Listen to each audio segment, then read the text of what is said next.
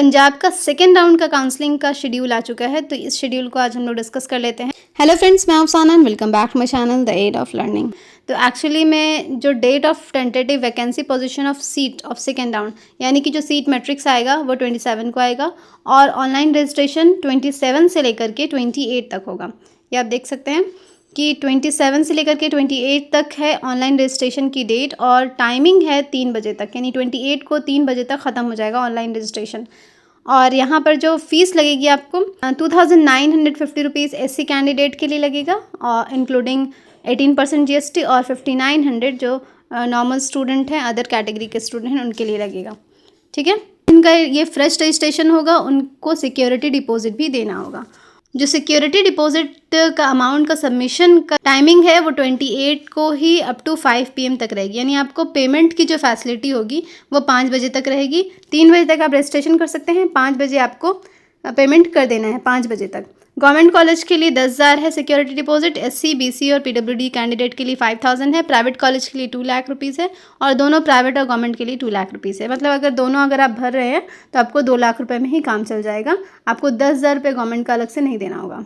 उसके बाद जो ऑनलाइन आपने एप्लीकेशन फॉर्म फिल किया है उसका लास्ट डेट ऑफ करेक्शन और एडिटिंग का जो टाइमिंग है वो है 28 को 3 बजे तक, यानी कि आप करेक्शन वगैरह सब कुछ 3 बजे तक ही कर सकते हैं। ओके, 28 को। NRI कोटा का फिजिकली एप्लीकेशन सबमिशन का जो टाइमिंग है वो है 5 बजे तक शाम और ये 28 को ही लास्ट है इसका डेट। और उसके अलावा जो सिख माइनॉरिटी, क्रिश्चियन माइनॉरिटी, इन सब का जो माइनॉरिटी वेरिफिकेशन होगा उसका जो डेट है और टाइम है वो 27 से लेकर के 28 तक है। ठीक है, तो ये बेसिकली सेकेंड राउंड का आपका शेड्यूल है। कई बच्चे पंजाब के और सेकेंड राउंड में काउंसलिंग कराना चाहते हैं तो वो नया रजिस्ट्रेशन भी कर सकते हैं और पुराने रजिस्ट्रेशन से भी कर सकते हैं, बस आपको सिक्योरिटी डिपॉजिट नहीं देना पड़ेगा। उसके अलावा जो स्पोर्ट्स कैटेगरी की कैंडिडेट हैं वो 28 तारीख को ही 4 बजे तक अपना वेरिफिकेशन करा सकते हैं। जो भी उनका स्पोर्ट्स कैटेगरी का सर्टिफिकेट होगा उसको आपको जमा करना होता है, तो वो आप 4 बजे तक कर सकते हैं। उसके अलावा जो एलिजिबल कैंडिडेट हैं, कौन कौन से एलिजिबल कैंडिडेट हैं वो आप देख लीजिए। ग्रुप 1 में वो कैंडिडेट जिनको सीट नहीं मिली है, ग्रुप 2 में वो कैंडिडेट जिन्होंने सीट सिक्योर तो कर ली पर उनका जो डॉक्यूमेंट वेरिफिकेशन की वजह से सीट कैंसिल हो गया। तीसरे वो कैंडिडेट जिन्होंने रिपोर्ट किया है कॉलेज में और अपग्रेडेशन के लिए सबमिट किया है। फोर्थ वो कैंडिडेट जिनको फर्स्ट राउंड में सीट अलॉट हुआ था लेकिन उन्होंने ज्वाइन नहीं किया, तो फ्री एग्जिट हो जाता है, तो आप सेकेंड राउंड में भी पार्टिसिपेट कर सकते हैं, आपका सिक्योरिटी डिपॉजिट ख़त्म नहीं होता। उसके अलावा फिफ्थ वो कैंडिडेट जिन्होंने रिज़ाइन कर दिया था ऑनलाइन मोड से, तो वो भी पे सेकेंड राउंड के लिए एलिजिबल हैं। ओके, तो ये 5 ग्रुप की कैंडिडेट हैं जो सेकेंड राउंड में एलिजिबल होते हैं। सेकेंड राउंड में कुछ बातों का ध्यान रखिएगा। जैसे पहला क्वेश्चन यहाँ पे ये है कि after joining second round of counselling whether one can leave और रिज़ाइन द अलॉटेड कॉलेज। तो यहाँ पर अगर आपने सेकेंड राउंड का काउंसलिंग में पार्टिसिपेट किया और आपको कॉलेज मिल गया तो आप लीव भी कर सकते हैं, रिज़ाइन भी कर सकते हैं, कोई मसला नहीं। बस इतना होगा कि आपका जो सिक्योरिटी डिपॉजिट है, अगर आपने गवर्नमेंट कॉलेज के लिए डाला है तो 10,000 ख़त्म हो जाएगा, अगर आपने प्राइवेट कॉलेज के लिए डाला है तो आपका 2 लाख रुपये ख़त्म हो जाएगा, बस इतना ही होगा। उसके अलावा दूसरा क्वेश्चन ये है कि if the candidate does not report at the allotted college during round 2 whether he or she has to register again for round 3। Actually yes, जिन्होंने अलॉटेड कॉलेज में रिपोर्ट नहीं किया है उनको जो है वो राउंड 3 में वो पार्टिसिपेट कर सकते हैं, लेकिन उनका सिक्योरिटी डिपॉजिट फॉरफिट हो जाएगा। ठीक है, तो आपको फ्रेश रजिस्ट्रेशन भी करना पड़ेगा और सिक्योरिटी डिपॉजिट भी देना पड़ेगा।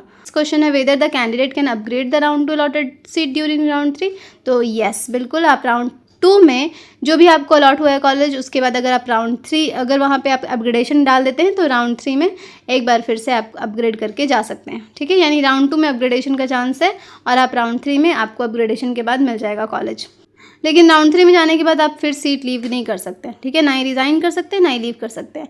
उसके बाद नेक्स्ट क्वेश्चन है if the candidate does not join the allotted और upgraded seat during round 3 whether the security deposit will be forfeited. Yes, of course, क्योंकि अगर आपको राउंड 2 में कॉलेज मिल जाता है और आपने ज्वाइन नहीं किया होता है तो आपका तभी सिक्योरिटी डिपॉजिट फॉरफिट हो जाता है, तो राउंड 3 में तो ऑब्वियस सी बात है, होना ही होना है। नेक्स्ट क्वेश्चन है when will conversion of seat to open merit will be carried out. तो ये बेसिकली राउंड 3 में होता है। तो ये कुछ क्वेश्चंस है जो आपके दिमाग में आ सकते हैं, तो उसका जवाब भी यहाँ पे दे दिया गया है। ओके, तो राउंड 2 में काउंसलिंग आप ध्यान से करिएगा, क्योंकि अगर इस बार अगर आपको कॉलेज मिल गया तो अब राउंड 3 में कुछ ही कंडीशंस में एलिजिबल होंगे। कंडीशंस मैंने आपको बता दिया है कि क्या क्या कंडीशंस हो सकती है, और राउंड 3 में जाने के बाद और दूसरी कंडीशंस आती हैं तो फिर वो अलग और हो जाता है। लेकिन अभी राउंड 2 के लिए एलिजिबल कैंडिडेट के बारे में मैंने बता दिया कि कौन कौन से एलिजिबल कैंडिडेट होते हैं। तो राउंड 2 का काउंसलिंग ध्यान से करिएगा। अगर आपको कॉलेज लेना होगा या अपग्रेड कराना होगा या फिर नहीं लेना होगा, उसी हिसाब से अपना काउंसलिंग कराइएगा। ओके, आई होप ये वीडियो आपके लिए हेल्पफुल रहेगी। मिलते हैं नेक्स्ट वीडियो में। Thanks for watching my video. Bye, अल्लाह हाफिज़ एंड टेक केयर।